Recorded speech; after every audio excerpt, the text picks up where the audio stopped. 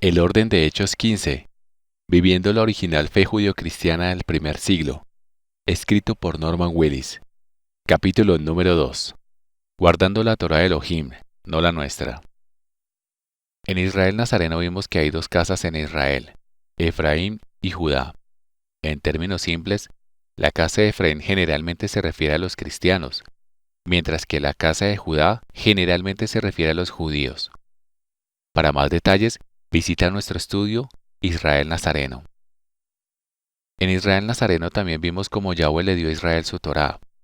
Esta palabra, Torá, se refiere a un conjunto de instrucciones que debemos seguir para purificarnos y refinarnos, para hacernos más atractivos espiritualmente a los ojos de Elohim.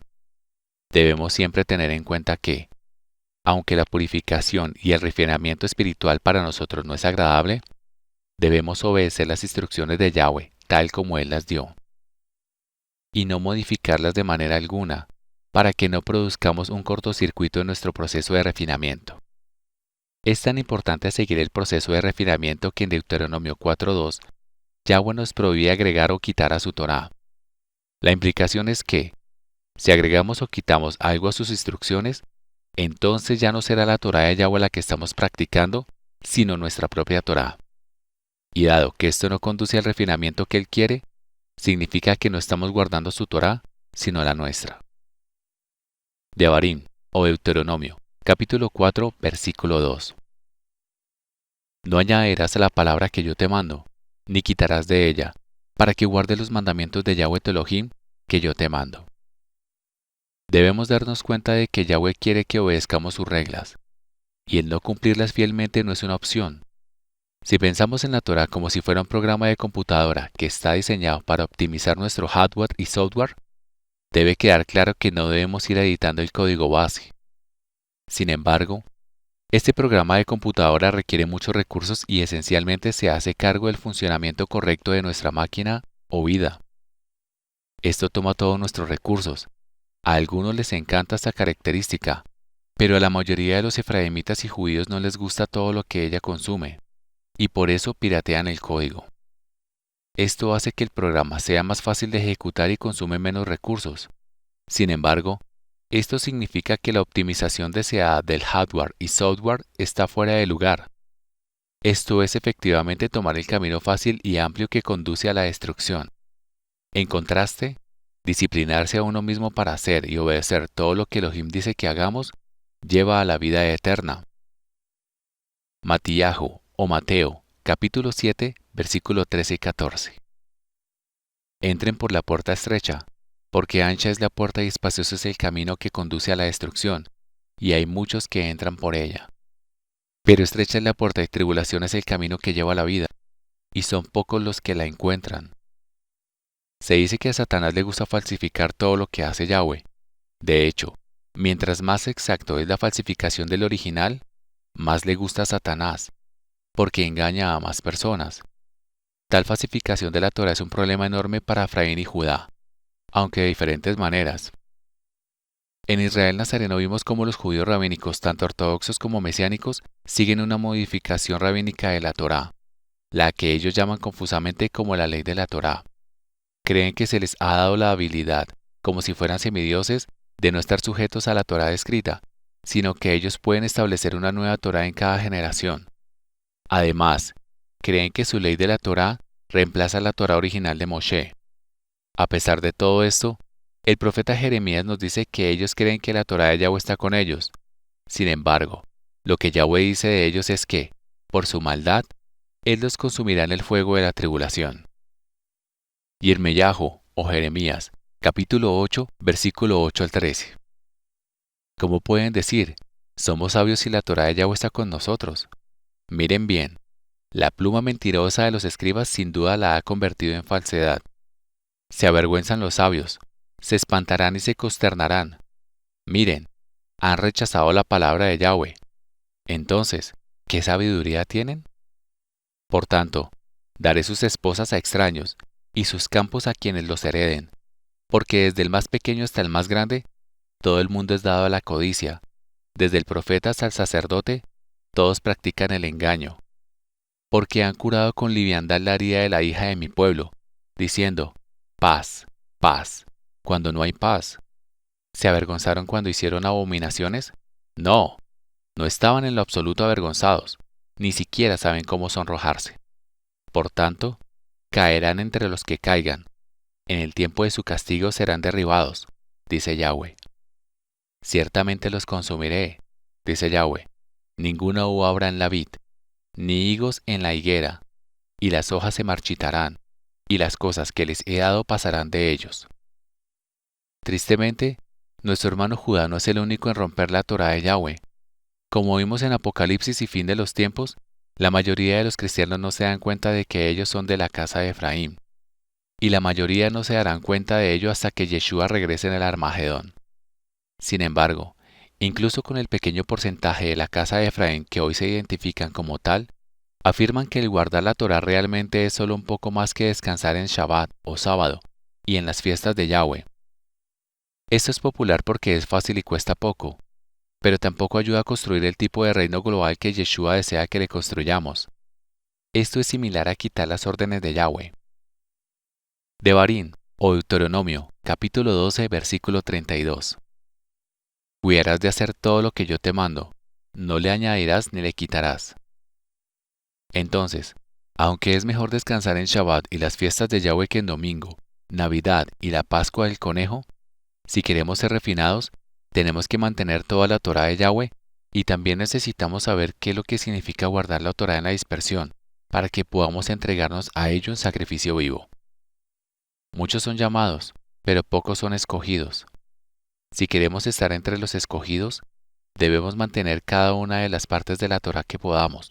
Sin embargo, también necesitamos saber el significado de mantener la Torá en el orden de Melquisedec. Y lo que esto significa en la dispersión es mantener todas las instrucciones de Elohim y en este caso también las de Yeshua. Matillahu o Mateo, capítulo 28, versículo 19 al 20.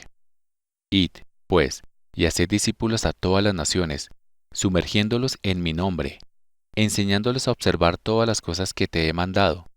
Y he aquí, estoy contigo siempre, incluso hasta el final de la era. Amén. Para ver por qué nos sumergimos solo en el nombre de Yeshua, consulta Inmersión solo en el nombre de Yeshua, en Estudios de las Escrituras Nazarenas volumen 3, que te dejaremos abajo en la descripción.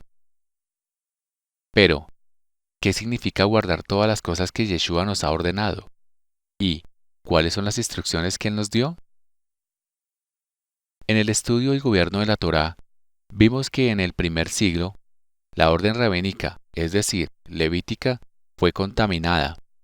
Yahweh, por lo tanto, envió a su hijo Yeshua a levantar una renovada orden de Melquisedec, que tiene una distinta Torá de servicio. Porque la misión de cada organización es diferente. El orden levítico está diseñado para operar en un templo y en la tierra de Israel. En contraste, la orden de Melquisedec está diseñada para levantar un reino global para Yeshua, que no terminará hasta que todo el mundo le pertenezca.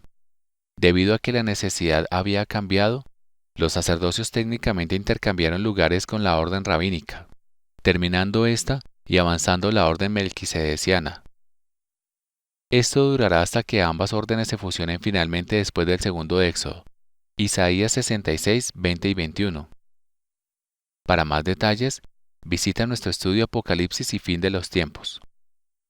Hay una interacción interesante entre la Torá de Moshe y la Torá de Yeshua, en lo referente al culto.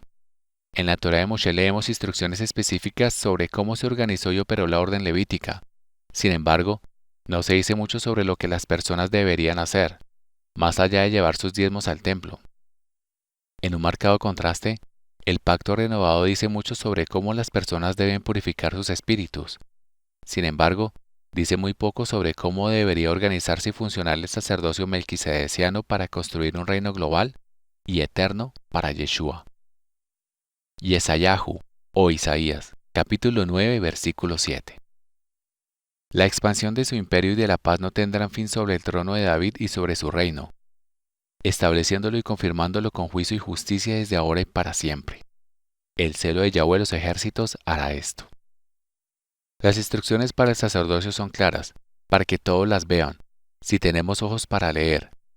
En lugar de tener ministerios independientes, Yeshua quiere que todos sus siervos trabajen juntos en su ministerio.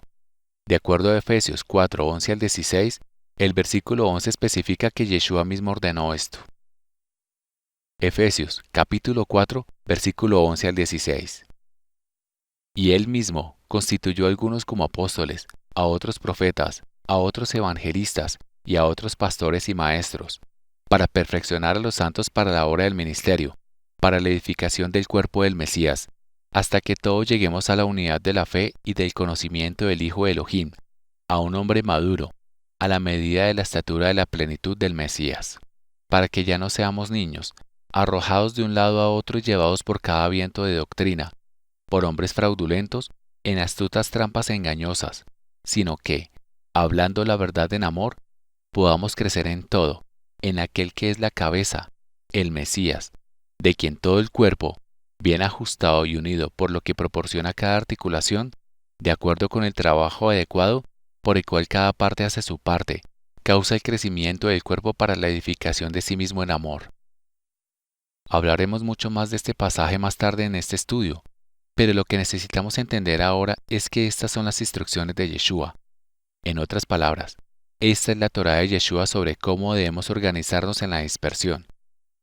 Esto también está destinado a servir como la disciplina que hace que la comunidad funcione.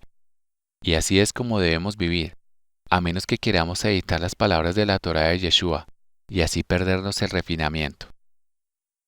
Muchos beneficios se acumularán para nuestro pueblo una vez que aprendan a vivir este pasaje como una disciplina. Conducirá a un verdadero cuerpo global, y el nombre de Yeshua será glorificado. Esto agradará mucho a Yahweh.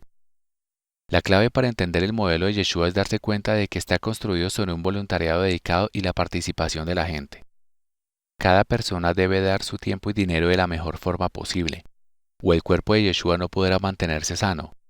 Al igual que cualquier cuerpo humano estaría enfermo si sus extremidades y órganos no hicieran todo lo posible por la salud general del cuerpo. En la orden de Melquisedec, el liderazgo es seleccionado basado en el respeto en la comunidad. Típicamente hablando, cuanto más voluntariado y más servidor es el hermano, es mayor la influencia y respeto que él se gana, tanto con la congregación como en la comunidad exterior. Marcaos, o Marca, capítulo 9, versículo 35. Se sentó, y llamó a los 12 y les dijo, si alguno desea ser el primero, será el último de todos y el siervo de todos. Algunas personas pueden llegar a nunca entregar su corazón y vida a Yeshua, aunque esto sea nuestro servicio racional. Romim, o Romanos, capítulo 12, versículo 1 y 2. Les ruego, hermanos, por las misericordias de Elohim, que presenten sus cuerpos en sacrificio vivo, apartado, agradable a Elohim, que es su servicio racional. Y no se conformen a este mundo, sino transfórmense mediante la renovación de su entendimiento, para que puedan probar cuán buena, agradable y perfecta es la voluntad de Elohim. Muchos serán llamados, y por un tiempo, algunos de ellos simplemente necesitarán ser alimentados y fortalecidos antes de decidir entregar su corazón y vida a Yeshua y a su servicio. Sin embargo, una vez que lo hagan, se convertirán en la novia de Yeshua. No importa cómo decían llegar a querer retribuir, cuantos más seamos los que le entregamos nuestro corazón y vida al Mesías y a su servicio, más crecerá su reino. Es nuestro deber y privilegio comenzar a hacer crecer el verdadero cuerpo de Yeshua en amor hasta los confines de la tierra, según lo que Él mismo ha establecido. Estudiaremos Efesios 4 con más detalle más adelante en este estudio, pero antes de hacerlo, primero necesitamos ver la forma en que Yeshua entrenó a sus primeros discípulos, quienes se convirtieron en los primeros sacerdotes de la orden de Melquisedec. Al observar el proceso de selección y entrenamiento que usó Yeshua, y estudiando Hechos y otros pasajes, podemos ver cuáles son los requisitos para el sacerdocio y por qué. También podemos ver por qué hay tantos ancianos en las congregaciones y también un sacerdocio apartado. Con este conocimiento, podemos comenzar a restablecer el verdadero orden global de Yeshua. Esto agradará mucho a Yeshua y será como si hubiéramos invertido bien nuestras minas. Si te gustó nuestro último capítulo, no te pierdas el que sigue. Suscríbete, Dale clic a la campanilla para que recibas nuevas notificaciones. No olvides compartirnos en tus redes sociales. Y si deseas obtener más información y encontrar más estudios acerca de la fe una vez entregada a los santos, visítanos en nuestra web en www.nazareneisrael.org/es. Shalom y que Yahweh te bendiga.